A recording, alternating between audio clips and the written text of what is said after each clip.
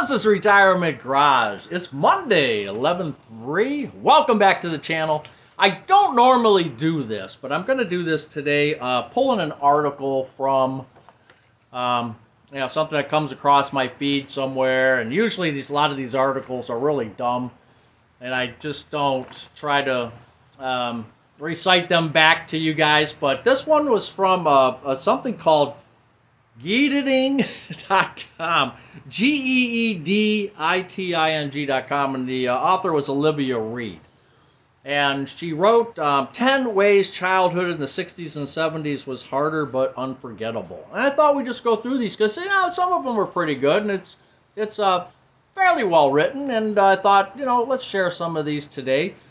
Again, normally I don't do these kind of things, but I figured I would do it. So there's 10 of them. We're going to whip through these real quick. So number 1, fewer safety nets, more scraped knees. Of course, playgrounds were tall, metal, and scorching by noon. Do you remember that? You remember the big old slides that were metal, and if you had your shorts on, you'd wait for a couple kids to go down because you knew if you were the first one, you'd absorb most of the heat from that slide that's been sitting out there in the sun just baking. It probably had to be a couple hundred degrees on that slide. Kids would get burnt. We had what was called a space capsule. The playground, which was at the school down. I've been in this neighborhood a long, long time, and went to school here. So kindergarten through 4th grade was a school not too far down the street, and it's still there. It was built in 1965, and they had a space capsule type monkey bars, which of course is long gone now, but I mean, think about it. That's 20, 25, 30 feet up, and you got first graders, second graders climbing this thing, and some falling, but that's the way it was back then. Now they put in some kind of, like, not even AstroTurf, it's some kind of rubber so that you can bounce if you fall. It's really different, and of course, you don't have anything 20, 30 feet anymore, and those big old slides are gone. Seat belts optional in many families. I remember riding in the back of the station wagons, and pickup trucks probably, right? You didn't have seat belts on. You were just riding. It was just different back then. Parents expected kids to learn by doing, which meant kids took more literal falls, and that's true. Number 2, independence came early. Kids walked to school alone. Now, same school. I lived in a trailer park adjacent to that elementary school, and we had to walk probably about maybe quarter mile. It wasn't that far from where we lived to the school. They actually put a sidewalk in for us. They built that school in 65. And I started going to kindergarten, I believe, in 65. So when there was enough of us kids in that mobile home park, they built a sidewalk, I think in 65, 66, somewhere in there, so that we could, walk, instead of walking through a big field, we could walk down the sidewalk to get into school. And yeah, sometimes I was alone, but a lot of times I was with other people from the mobile home park that had to go to that school at the same time as me. So I don't remember being alone a lot going to school or coming back, but it was true. There was no parents around watching us. It was just us 2nd, 3rd, 4th graders walking to school like it was no big deal. Things are different now. If you got lost, you figured it out or asked a stranger for direction. You biked across the town without a GPS ping or a text check-in. To this day, many adults who grew up then trust themselves in tricky situations because they had developed those muscles early. That could be true. Number 3, see you at dinner parenting. Many parents worked long hours, and be home when the street lights came on was a genuine family policy.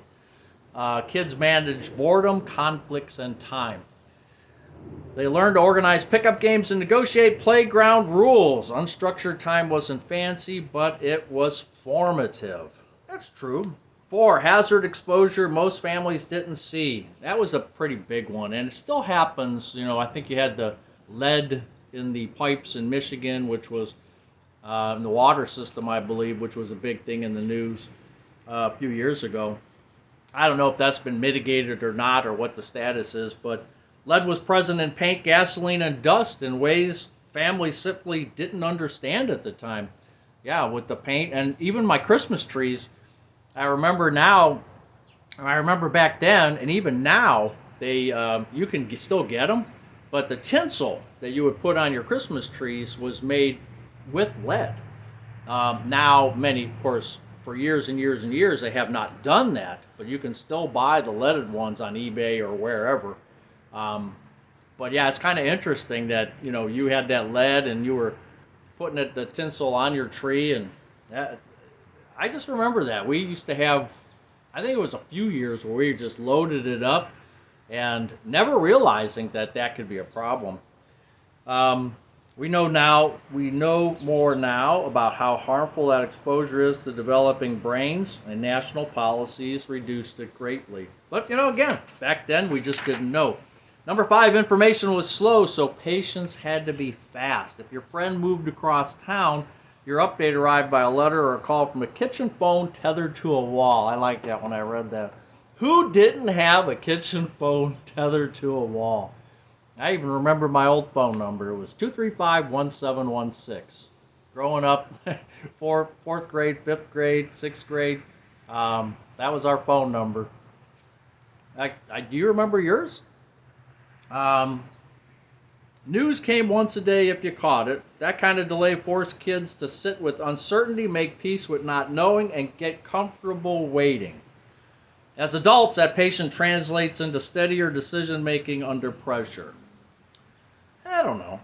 Tell a 10-year-old boy today to wait 3 days for an answer, and you'll probably get a look that says that you're joking, to put it mildly.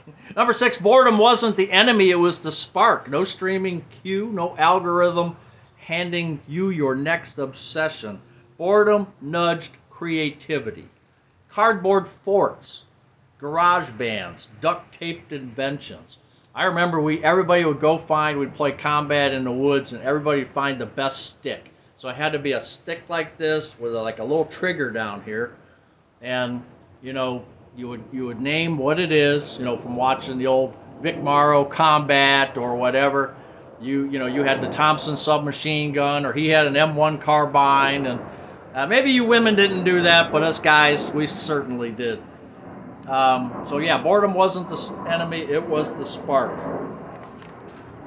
Number 7, privacy was smaller, communities were bigger. So neighbors knew your name and your business.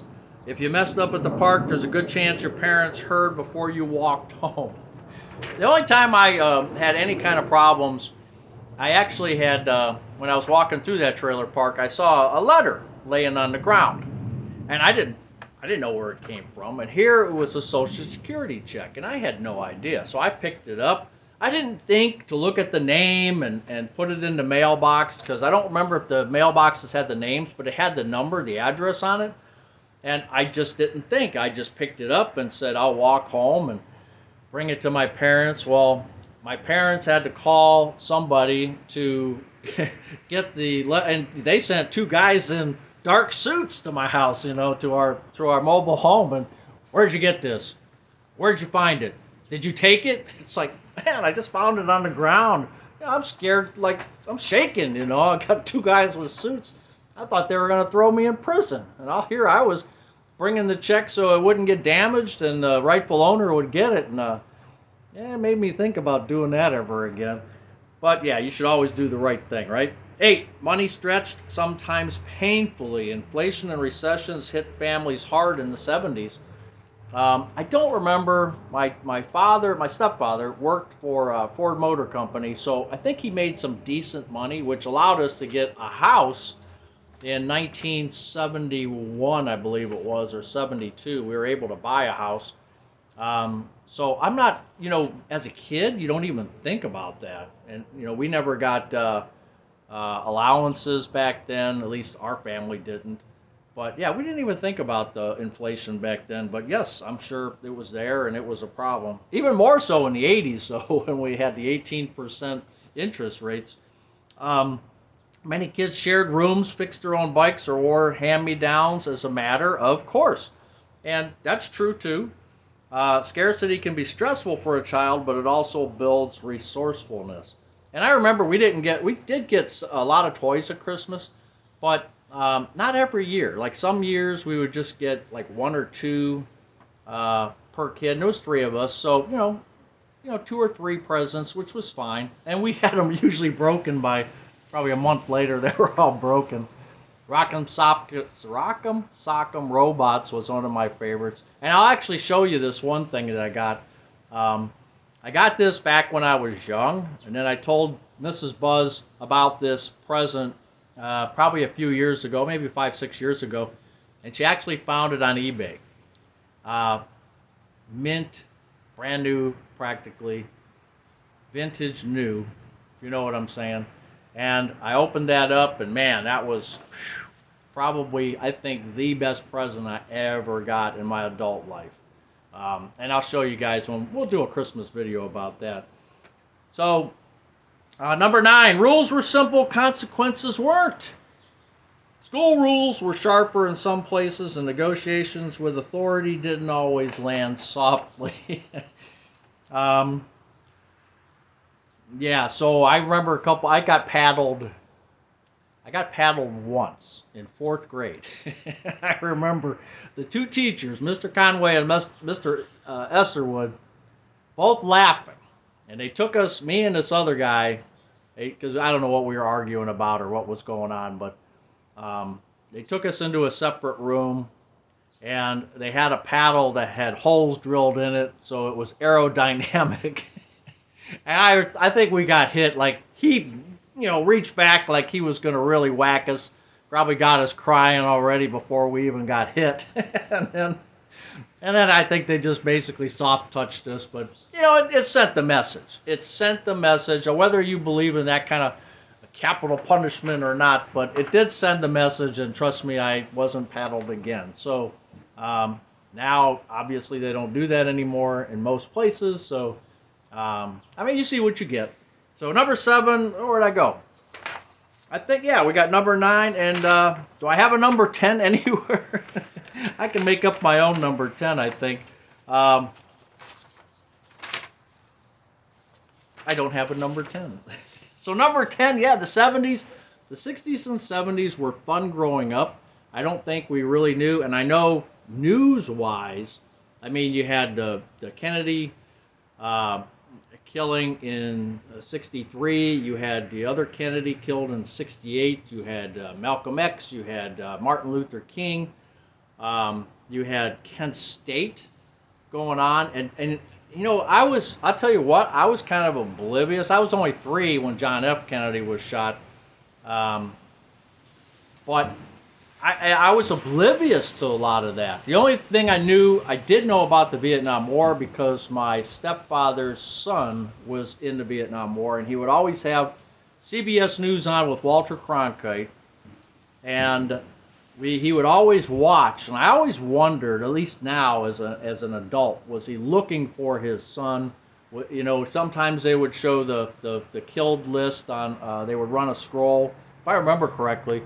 And I think he would glue his eyes to the TV and watching to see if his son's name showed up.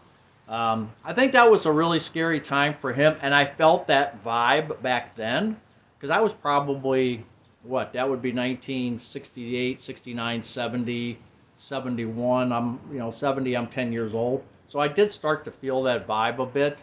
But all the rest of that stuff, I was kind of insulated from for some reason. I guess just because I was a kid, and you only had the 3 stations, and you didn't have your cell phones, so we didn't have the social media. And I just wonder if it's better that way. I don't know. What are your thoughts? I told you I'd make it short as I could. What are your thoughts? Let me know. Buzz's Retirement Garage. Take care.